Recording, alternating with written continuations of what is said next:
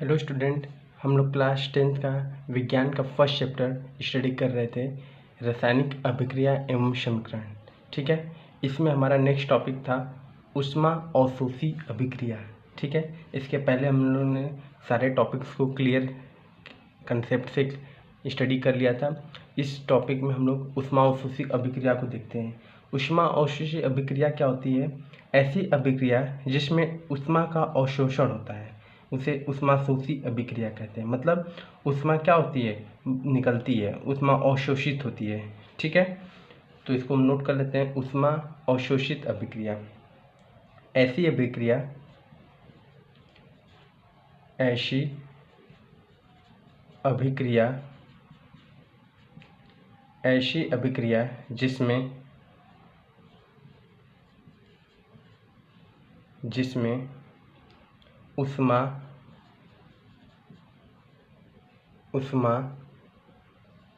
ऐसी अभिक्रिया जिसमें ऊष्मा का अवशोषण होता है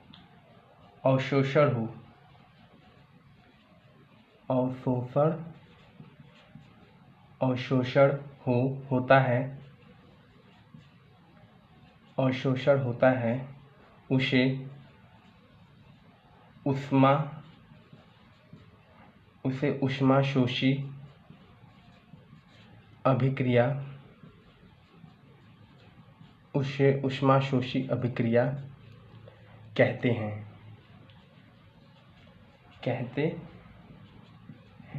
ठीक है, ऐसी अभिक्रिया जिसमें ऊष्मा का अवशोषण होता है उसे ऊष्माशोषी अभिक्रिया कहते हैं। जैसे एग्जाम्पल में देख लेते हैं, जैसे है N2 प्लस O2। ठीक है, प्लस ऊष्मा N2 प्लस O2 ऊष्मा, ये जब अभिक्रिया करती हैं तो किसका निर्माण करती हैं? 2NO। ठीक है, 2NO। इधर जो केमिकल रिएक्शन में भाग लेता है उसे क्या कहते हैं? अभिकारक। इसको इंग्लिश में रिएक्टेंट कहते हैं। ठीक है, और जो अभिकारक से मिल के बनता है उसे उत्पाद कहते हैं, जिसको इंग्लिश में प्रोडक्ट कहते हैं। ठीक है, नेक्स्ट एक और एग्जांपल देख लेते हैं, H2। ठीक है, H2 प्लस I2, ये जब रिएक्शन करती हैं तो क्या बनाती हैं? 2HI। क्या चीज़? 2HI। ये भी क्या है? अभिकारक है, और ये क्या है? उत्पाद है, ठीक है, और कैसे उत्पाद है? एकल उत्पाद है। एकल मतलब दो या दो से अधिक अभिकारक मिलके सिंगल उत्पाद का निर्माण कर रहे हैं। ठीक है, इसको आप अच्छे से नोट कर लीजिए। नेक्स्ट एक चीज़ हम लोग नोट कर लेते हैं, भोजन के पाचन में वियोजन अभिक्रिया होता है। ठीक है, जो भोजन पचता है, भोजन का पाचन होता है, उसमें कौन सी अभिक्रिया होती है? तो वियोजन अभिक्रिया होती है। ठीक है, ऐसा क्वेश्चन न्यूमेरिकल में भी आ सकता है, टिक लगाने के लिए कभी कभी आ सकता है। इसको हम रफ कर रहे हैं। ऐसा क्वेश्चन कभी MCQs में बहुविकल्पी में आ सकता है कि कौन सी अभिक्रिया होती है जो भोजन के पाचन में होती है। ठीक है, तो इसको नोट में लिख लेते हैं क्योंकि इम्पोर्टेंट पॉइंट है, एग्जाम में आ भी सकता है। भोजन के पाचन में वियोजन अभिक्रिया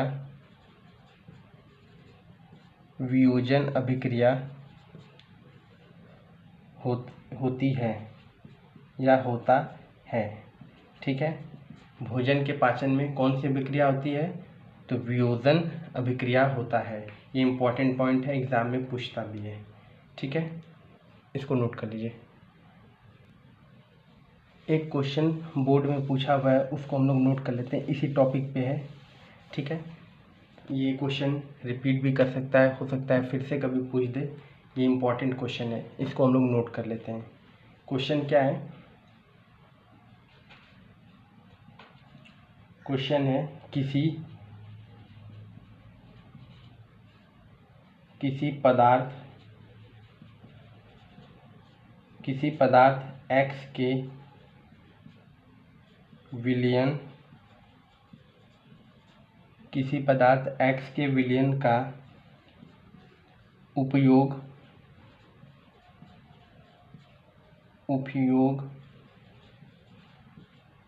सफेदी करने के लिए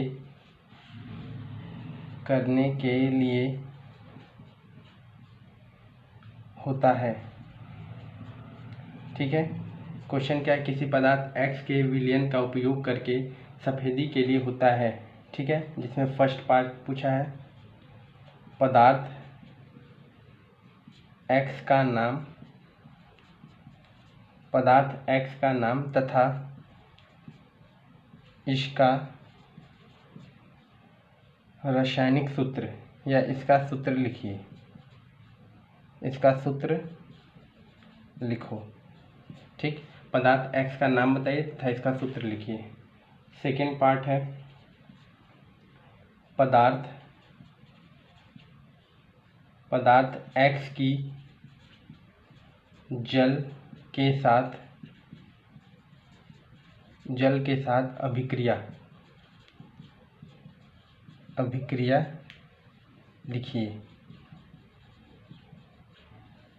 ठीक है, ये इम्पोर्टेंट क्वेश्चन है, इसको हम लोग देख लेते हैं। किसी पदार्थ X के विलयन का उपयोग सफेदी के लिए होता है। पदार्थ X का नाम लिखिए तथा इसका सूत्र लिखिए। ठीक है, तो हमें पता है पदार्थ X का नाम क्या होगा? कैल्शियम ऑक्साइड, जिसको हम लोग बिना बुझा हुआ चूना कहते हैं, जिसका सूत्र होता है CaO। ठीक है, सफेदी के लिए हम लोग चूना का यूज करते हैं ना, तो क्या होता है उसको बिना बुझा हुआ पानी में डाल देंगे तो बुझा हुआ चूना हो जाएगा। बिना बुझा हुआ चूना कब है? जब वो पानी के बाहर है, मतलब उसको हम क्या नाम, उसका रासायनिक सूत्र है कैल्शियम ऑक्साइड। ठीक है, तो हम आंसर लिख लेते हैं। फर्स्ट पार्ट का आंसर क्या है? पदार्थ का नाम क्या है? CaO, ये रासायनिक सूत्र है। ठीक है, जिसको हम लोग बोलते हैं कैल्शियम ऑक्साइड। कैल्शियम ऑक्साइड क्या बोलते हैं? कैल्शियम ऑक्साइड, जिसको हम लोग बिना बुझा हुआ चूना भी कहते हैं। यहाँ पे लिख देते हैं, जिसको हम लोग बिना बुझा हुआ चूना, या फिर यहाँ पे लिख देते हैं बिना बुझा हुआ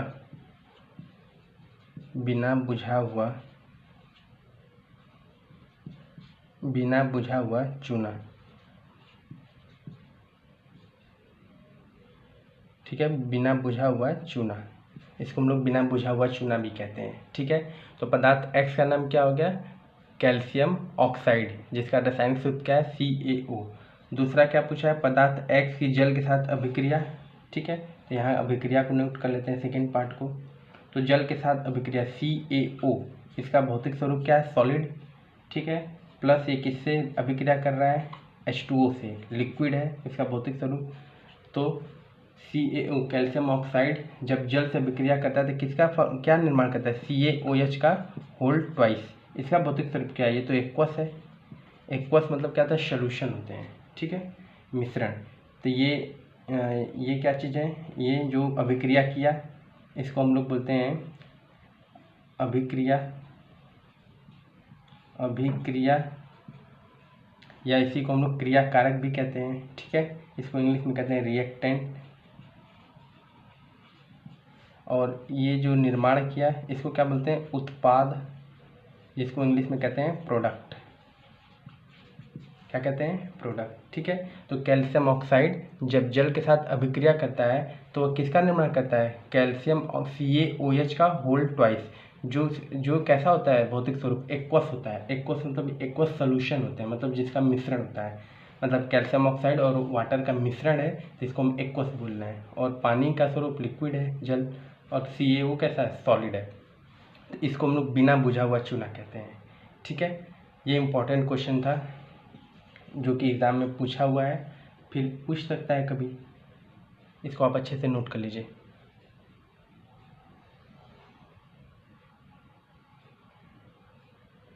ठीक है, अब इसको रब करते हैं, नेक्स्ट टॉपिक देखते हैं। हमारा नेक्स्ट टॉपिक है विस्थापन अभिक्रिया। विस्थापन अभिक्रिया को डिस्प्लेसमेंट रिएक्शन भी कहते हैं। इसमें क्या होता है कि जो हमारे कंपोनेंट हैं, अणु हैं, वो अपने जगह को इंटरचेंज कर देते हैं, मतलब बदल देते हैं। क्या मतलब हुआ? ऐसी अभिक्रिया जिसमें किसी यौगिक के अणु के किसी एक परमाणु अथवा समूह के साथ पर कोई दूसरा परमाणु आ जाए। मतलब जो एक अणु है उनके जगह पे कोई दूसरा वाला अणु आ जाए, मतलब ये अपने जगह को क्या करते हैं? इंटरचेंज करते हैं, जिसको हम लोग विस्थापन कहते हैं। विस्थापन मतलब क्या होता है? एक जगह से दूसरे जगह जाना होता है। इसको हम लोग भौतिक विज्ञान में भी पढ़े हैं। विस्थापन क्या होता है? जब एक जगह से दूसरे जगह चले गए तो जगह के परिवर्तन को क्या कहते हैं? विस्थापन कहते हैं। तो इसको हम लोग रसायन विज्ञान में समझ लेते हैं कि विस्थापन अभिक्रिया क्या होती है। इसको नोट कर लेते हैं, इसकी डिफिनेशन को। ऐसी अभिक्रिया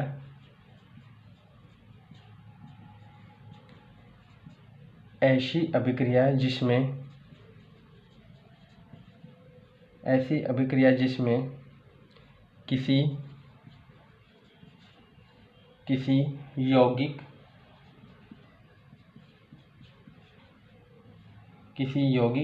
को कंपाउंड कहते हैं। ठीक है, किसी यौगिक के अणु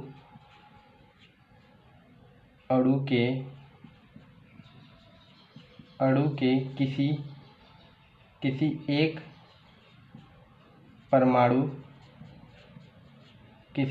परमाणु अथवा समूह के स्थान पर कोई दूसरा परमाणु अथवा समूह आ जाता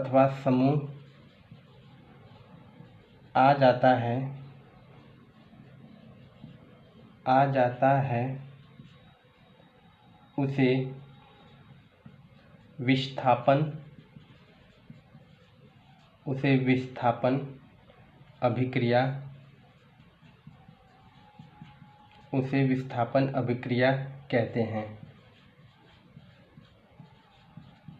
ठीक है, ऐसी अभिक्रिया जिसमें किसी यौगिक के अणु के किसी एक परमाणु अथवा समूह के स्थान पर कोई दूसरा परमाणु अथवा समूह आ जाता है, उसे विस्थापन अभिक्रिया कहते हैं।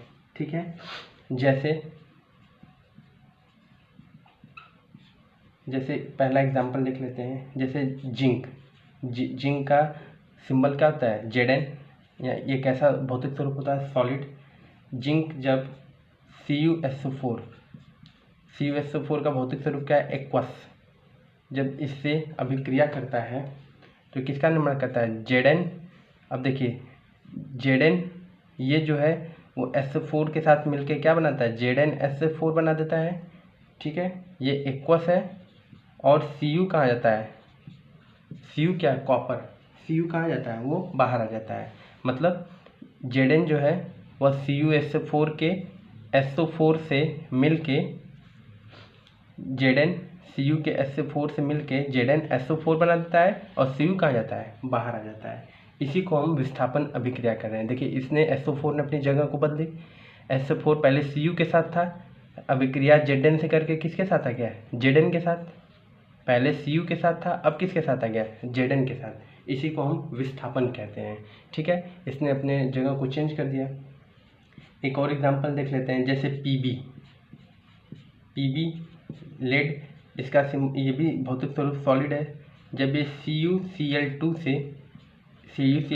एक्वस है, जब इससे अभिक्रिया करता है तो Pb CuCl2 के Cl2 से PbCl2 से मिलके क्या बना देता है? PbCl2।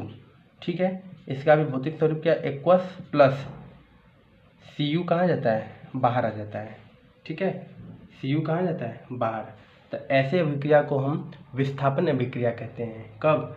जब किसी भी अणु के एक परमाणु अथवा समूह अपने स्थान पर कोई दूसरा परमाणु अथवा समूह आ जाता है, उसे विस्थापन अभिक्रिया कहते हैं।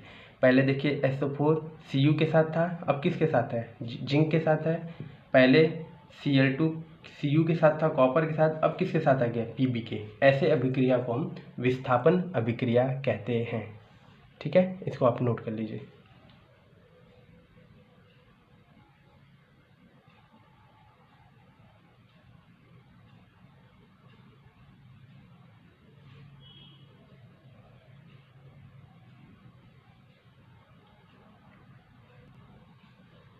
ठीक है, एक रिएक्शन छोटा सा देख लेते हैं। कॉपर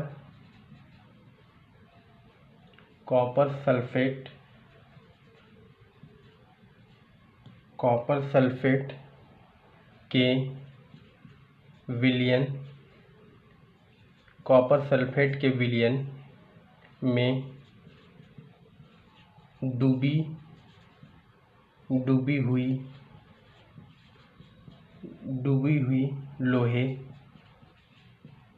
लोहे की कीलें या कील। ठीक है, क्या है अभिक्रिया? कॉपर सल्फेट के विलयन में। ठीक है, कॉपर सल्फेट का विलयन, उसमें लोहे की कील डूबी हुई है। जैसे हम एक फिगर बना लेते हैं। ठीक है,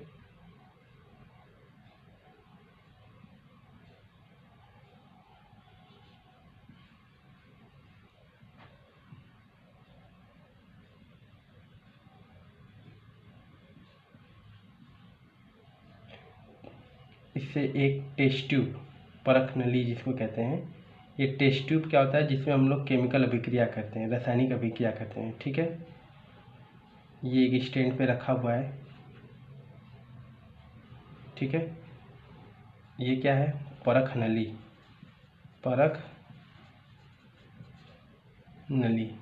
जिसको आप टेस्ट ट्यूब कहते हैं इंग्लिश में, टेस्ट ट्यूब, जिसमें हम लोग केमिकल रिएक्शन करते हैं। ठीक है, ये किसका विलयन है? कॉपर सल्फेट का विलयन है। इसके अंदर हमने क्या रख दी? कीलें। ठीक है, क्या रख दी? छोटी छोटी कीलें रख दी। ठीक, ये किसका विलयन है? ये है कॉपर सल्फेट का विलयन। कॉपर सल्फेट का क्या है? विलयन है। ठीक है, इसमें हमने क्या रख दी? लोहे की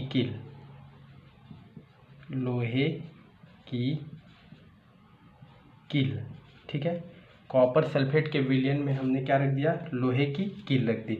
इसको हमने एक धागे से क्या कर दिया? लोहे की कील जो है उसको हम लोग एक धागे से यहाँ पे अटैच कर दिए, धागे से बांध दिए।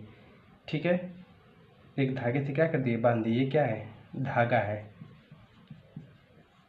ठीक है, इस धागे से हम लोगों ने बांध दिया इसको। तो इसकी अभिक्रिया क्या होगी? ये रिएक्शन बहुत इंपॉर्टेंट है। रिएक्शन देख लेते हैं क्या है। कॉपर सल्फेट, इसका फार्मूला क्या होता है? CuSO4। ठीक है, कॉपर सल्फेट एक्वस है। इसमें हम लोगों ने क्या मिलाया? आयरन। आयरन का सिंबल क्या होता है? Fe। ठीक है, Fe कैसा होता है? सॉलिड होता है आयरन। जब ये CuSO4 से Fe अभिक्रिया किया तो किसका निर्माण किया? FeSO4। ठीक है, प्लस FeSO4 का भौतिक स्वरूप क्या है? एक्वस, प्लस Cu कहाँ निकाल दिया? बाहर, मतलब कॉपर को बाहर निकाल दिया। जब ये क्या है? कॉपर सल्फेट है, कॉपर सल्फेट। ठीक, ये है आयरन। ठीक है, कॉपर सल्फेट में जब हमने आयरन को मिलाया और ये जब विक्रिया किया तो किसका निर्माण कर दिया? FeSO4। तो Cu के साथ जो SO4 है वो SO4 Fe के साथ मिलके बना दिया क्या? FeSO4, और Cu को क्या कर दिया? बाहर निकाल दिया। तो ये जो है इसको हम उत्पाद कहते हैं। ठीक है, उत्पाद, जिसको इंग्लिश में प्रोडक्ट कहते हैं, प्रोडक्ट। ठीक है, और ये क्या है? ये है अभिकारक। ठीक है, जिसको हम लोग रिएक्टेंट कहते हैं। तो ये इम्पोर्टेंट वाला रासायनिक सूत्र है, मतलब रासायनिक समीकरण है। इसको आप अच्छे से याद कर लीजिएगा कि जब आयरन कॉपर सल्फेट से मिलता है तो किसका निर्माण करता है, वह FeSO4 का निर्माण करता है। ठीक है, अब नेक्स्ट टॉपिक हम देखते हैं द्विविस्थापन अभिक्रिया, जिसको इंग्लिश में कहते हैं डबल डिस्प्लेसमेंट रिएक्शन। ठीक है, अभी हम लोग ने विस्थापन अभिक्रिया देखा, अब हम लोग द्विविस्थापन अभिक्रिया देखते हैं। ठीक है, आप इसको अच्छे से नोट कर लीजिए।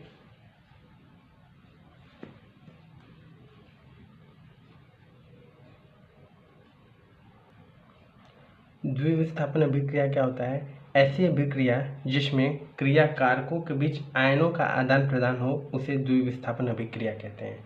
ठीक है, द्विविस्थापन अभिक्रिया क्या होता है, ऐसी अभिक्रिया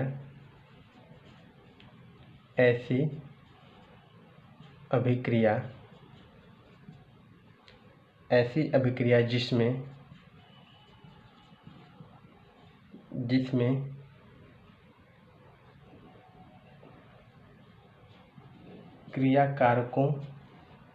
क्रिया कारकों इसी को हम लोग रिएक्टेंट भी कहते हैं, इसी को अभिकारक भी कहते हैं।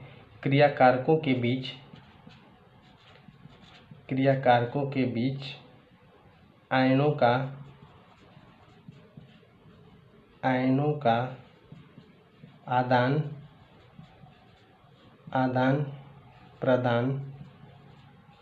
आदान प्रदान हो उसे द्विविस्थापन अभिक्रिया कहते हैं।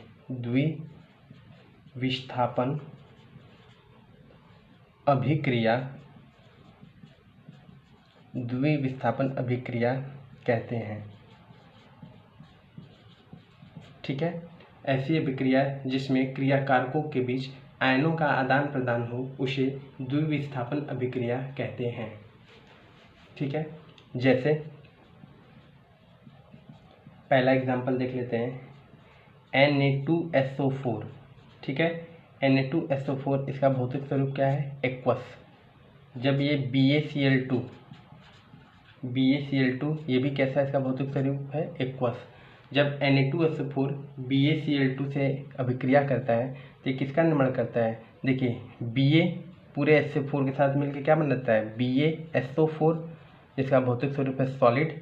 ठीक है, और Na2 और Cl2 ये मिलकर क्या बनाते हैं, 2NaCl, इसका भौतिक स्वरूप क्या है, एक्वस।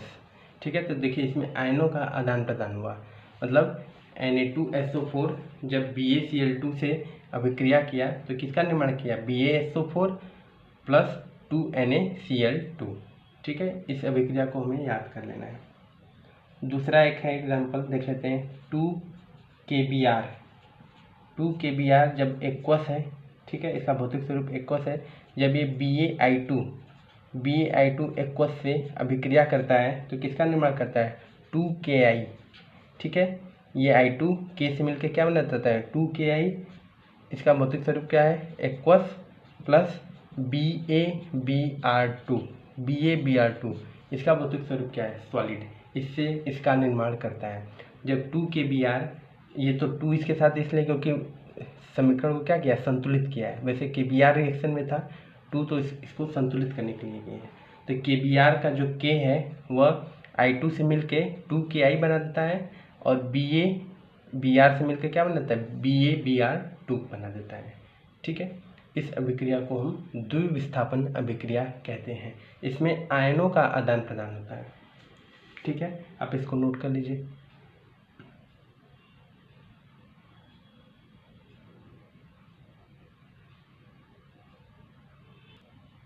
हमारा नेक्स्ट टॉपिक है उपचयन अभिक्रिया, जिसको हम लोग ऑक्सीकरण भी कहते हैं। ठीक है, इसका क्या मतलब हुआ, वे अभिक्रिया जिनमें ऑक्सीजन की वृद्धि हो, मतलब ये ऐसी अभिक्रिया है जिसमें ऑक्सीजन की वृद्धि हो, मतलब ऑक्सीजन जुड़ते हैं। ठीक है, ऑक्सीजन जुड़ते हैं, तो जब ऑक्सीजन जुड़ते हैं तथा इसमें क्या होता है, हाइड्रोजन का त्याग होता है, मतलब ऑक्सीजन ऐड होंगे और हाइड्रोजन दूर निकलेंगे, मतलब रिएक्शन से बाहर निकलेंगे। ऐसे अभिक्रिया को हम उपचयन अभिक्रिया कहते हैं। ठीक है, इसको नोट कर लेते हैं। वे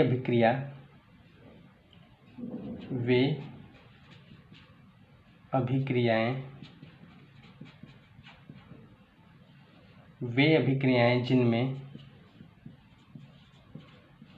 जिनमें ऑक्सीजन, वे अभिक्रियाएं जिनमें ऑक्सीजन की वृद्धि,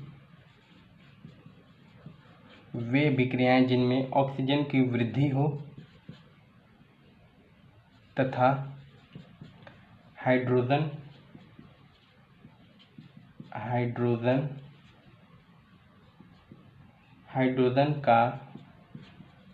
त्याग हो,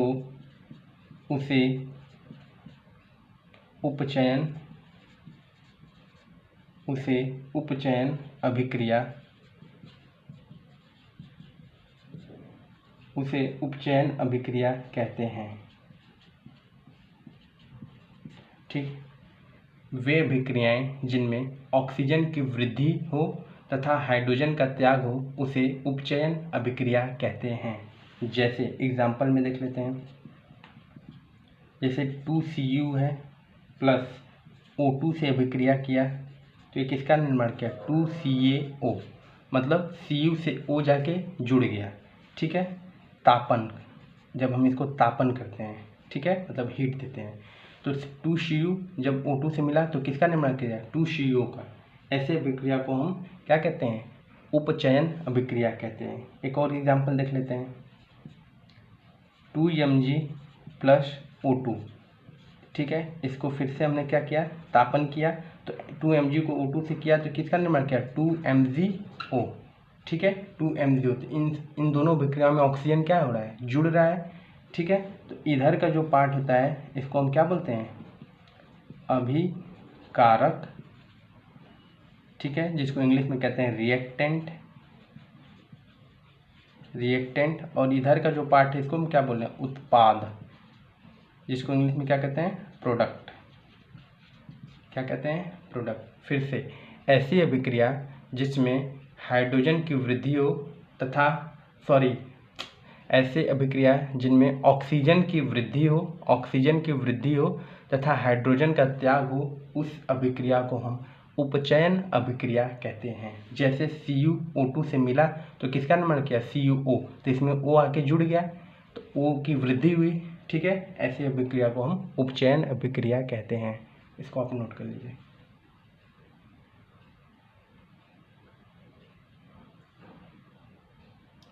नेक्स्ट हेडिंग है हमारा अपचयन अभिक्रिया। ठीक है, इसको रब करते हैं। नेक्स्ट हेडिंग है अपचयन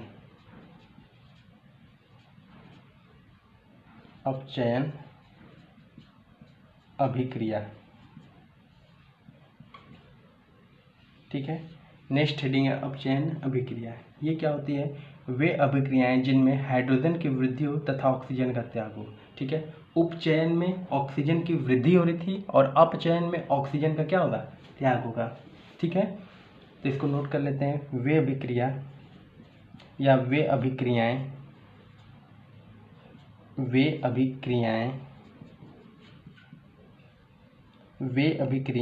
जिनमें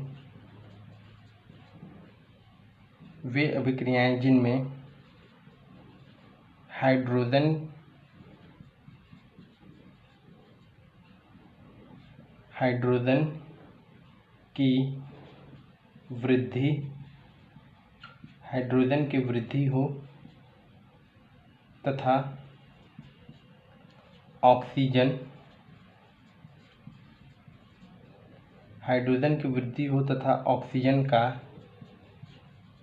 त्याग हो,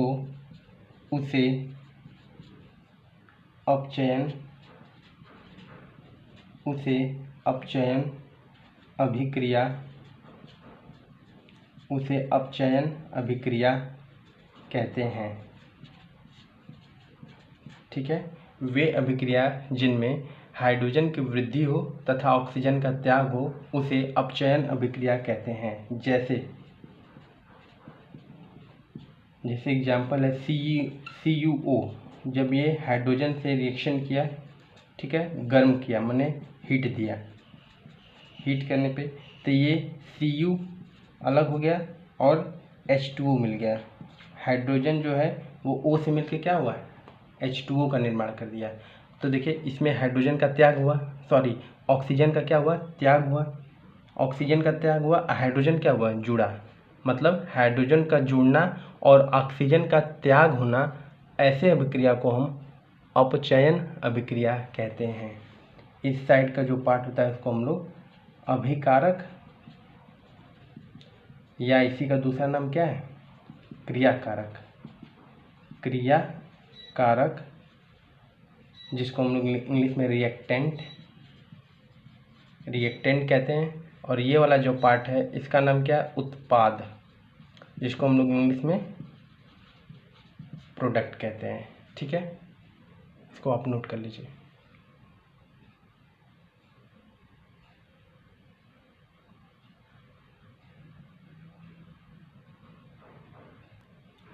ठीक है, हमारा नेक्स्ट टॉपिक है अपचयन या उपचयन अभिक्रिया।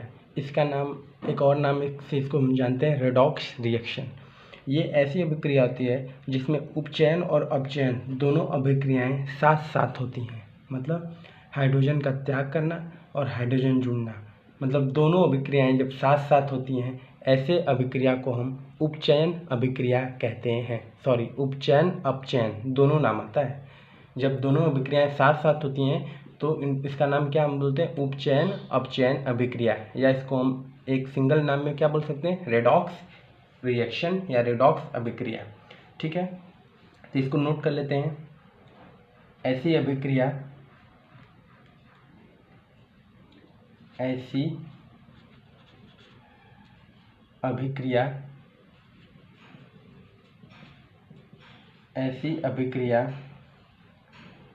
जिसमें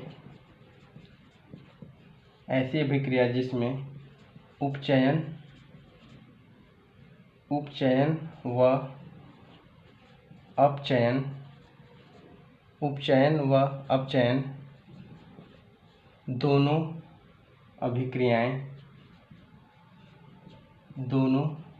अपचयन दोनों अभिक्रिया साथ साथ हो, उसे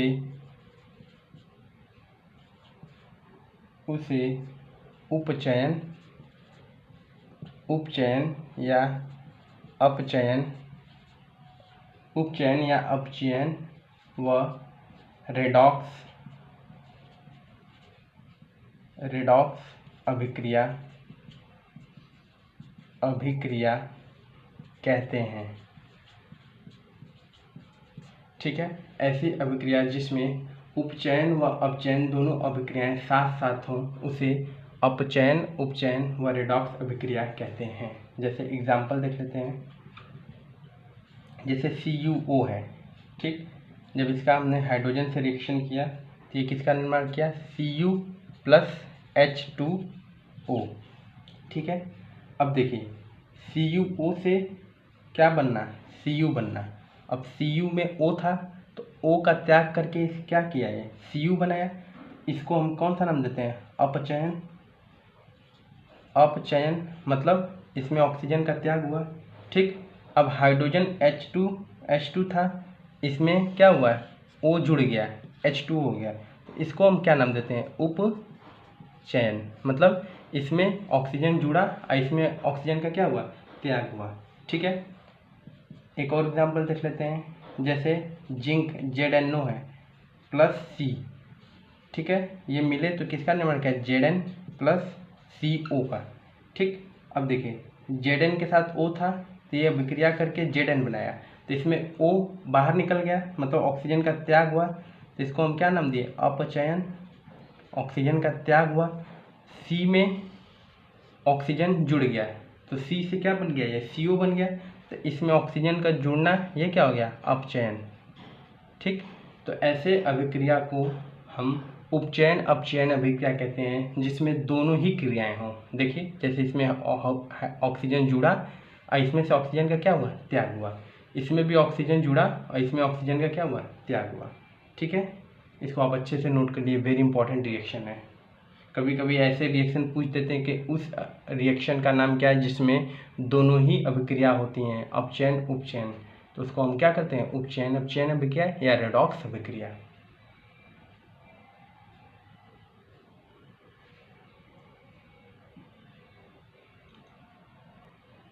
नेक्स्ट टॉपिक देखते हैं, दैनिक जीवन में उपचयन अभिक्रिया के प्रभाव।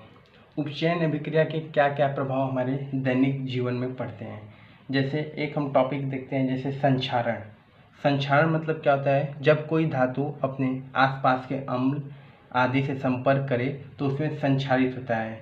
जैसे लोहे पर जंग लगना। अब लोहा है, लोहा हवा में क्या करता है, हवा से एयर से अभिक्रिया करके उसमें क्या लगता है, जंग, तो उसमें भूरे रंग की एक परत आ जाती है। ठीक है, तो जिससे लोहे की आयु क्या हो जाती है, घट जाती है, वजन में वृद्धि हो जाती है, तो आयु में क्या हो जाएगी, कमी आ जाती है।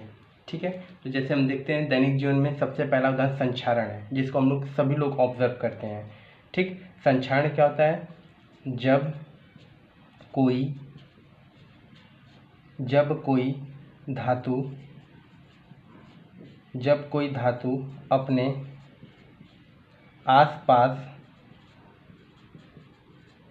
कोई धातु अपने आसपास अम्ल आर्द्रता आदि के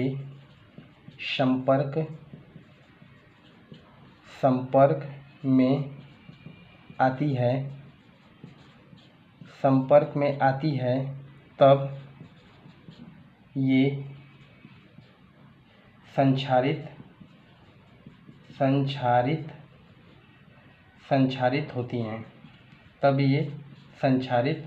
होती हैं। इस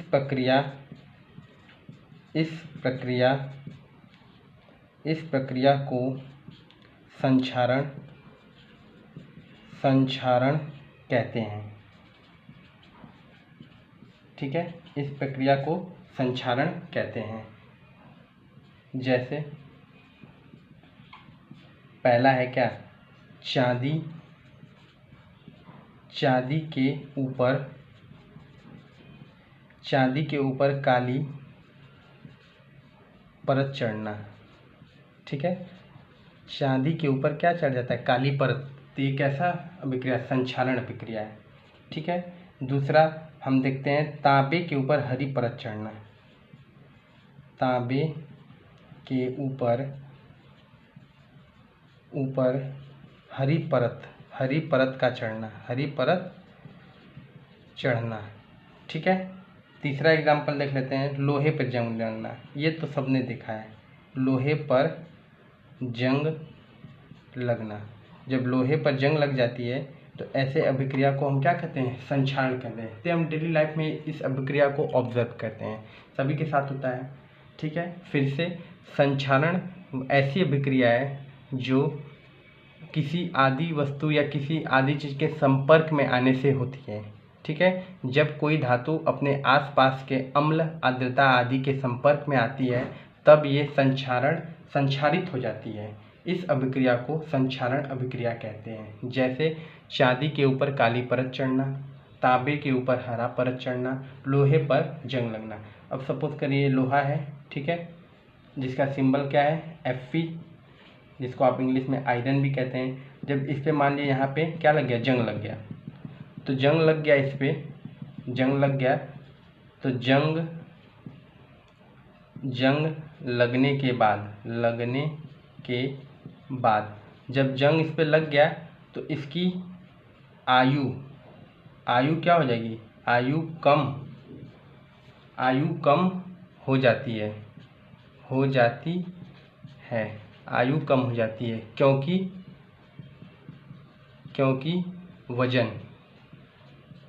वजन में वृद्धि हो जाती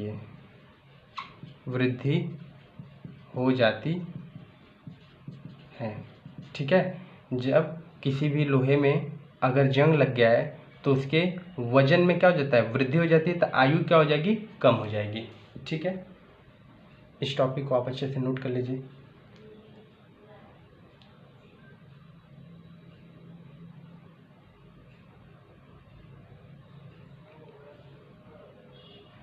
नेक्स्ट हमारा कंसेप्ट है लास्ट, विकृगंधिता।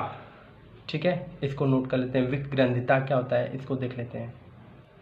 विकृतगंधिता, ठीक है, ये विकृतगंधिता क्या होती है, इसमें तेल व वसा के उपचयित हो जाने पर ठीक है। तेल व वसा के उपचयित हो जाने पर ये विगंधित हो जाती हैं तथा इनकी गंध व स्वाद में परिवर्तन हो जाता है। इनमें प्रतिऑक्सीकरण मिलकर अथवा भोज्य पदार्थों को निर्वाहित पात्रों में रखकर अथवा इनमें नाइट्रोजन प्रवाहित करके इस प्रक्रिया को रोका जा सकता है। जैसे आलू की चिप्स की थैली में नाइट्रोजन प्रवाहित करके, जैसे जो आलू का चिप्स होता है उसमें हम लोग बंद पैकेट में क्या, जब तक उसमें कोई भी केमिकल चीज़ न डाली जाए तब तक कोई भी पैकेट के अंदर चीज़ सुरक्षित नहीं हो सकती।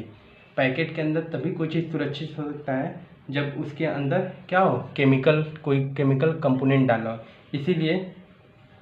इसीलिए कोई भी पैकेट की चीज़ क्या होती है, हानिकारक होती है कभी। ठीक है, तो इसको नोट कर लेते हैं।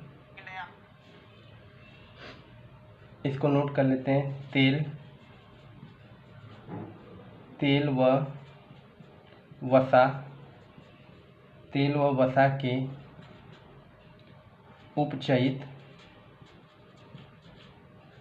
वसा के उपचयित हो जाने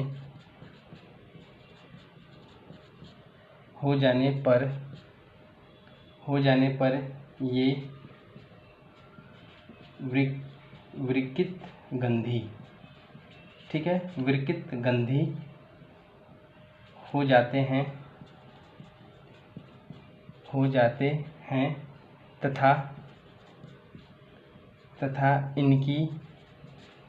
तथा इनकी गंध व स्वाद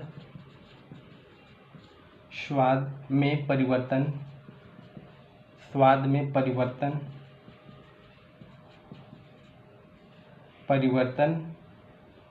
ठीक है हो जाता है। ठीक है, इनमें प्रतिऑक्सीकरण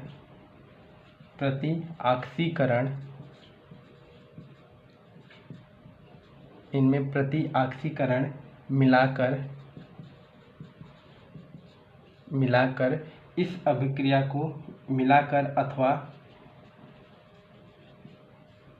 अथवा भोज्य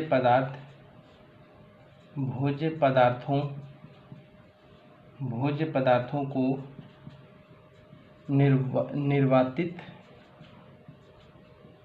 निर्वातित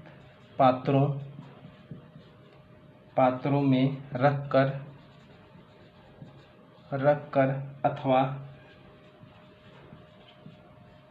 अथवा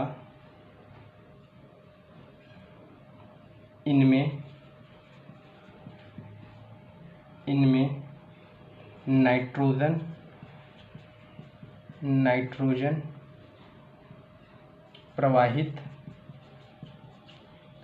नाइट्रोजन प्रवाहित करके इस प्रक्रिया को रोका जा सकता है।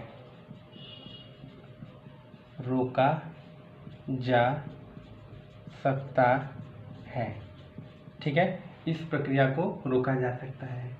जैसे में देख लेते हैं एग्जाम्पल में। ठीक है, आलू की चिप्स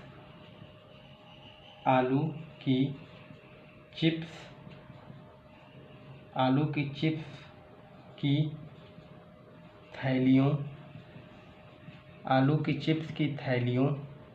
में नाइट्रोजन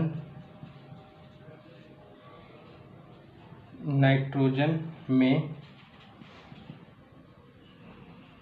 ठीक है, आलू की चिप्स की थैलियों में नाइट्रोजन प्रवाहित करके उन्हें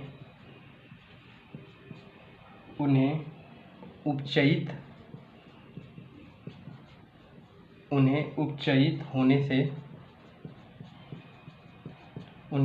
होने से बचाया जा सकता है। ठीक है, उन्हें उपचयित होने से बचाया जा सकता है। इसीलिए पैकेट की जो चीज़ें होती हैं वो बहुत ही हानिकारक होती हैं, उसे खाना नहीं चाहिए। ठीक है, इस तरीके से हमारा जो चैप्टर है, चैप्टर नंबर 1 रासायनिक अभिक्रिया एवं समीकरण, यहाँ पे टॉपिक हमारा ख़त्म होता है। ठीक है, फिर मैं नेक्स्ट वीडियो में नेक्स्ट चैप्टर स्टार्ट करूँगा। ठीक है, लेकिन किसी दिन मैं इसके बोर्ड्स के क्वेश्चन, जितने भी प्रीवियस ईयर क्वेश्चन है उसको मैं नोट कर दूँगा। ठीक है, किसी भी वीडियो में इसको प्रीवियस ईयर वाले क्वेश्चन नोट करेंगे, इसके बाद हम लोग सेकेंड चैप्टर को स्टार्ट करेंगे। ठीक है, तब तक आप इसको अच्छे से नोट कर लीजिए और स्टडी कर लीजिए। हमारा जो सेकेंड चैप्टर है वो भी बहुत इंपॉर्टेंट है, जिसका नाम है अम्ल, क्षारक एवं लवण, जिसको इंग्लिश में कहते हैं एसिड, बेस एंड सॉल्ट। ठीक है, तो इनमें से बहुत सारी चीज़ें उसमें यूज़ होंगी, तब तक आप इसको अच्छे से कर लीजिएगा। Okay, thank you so much.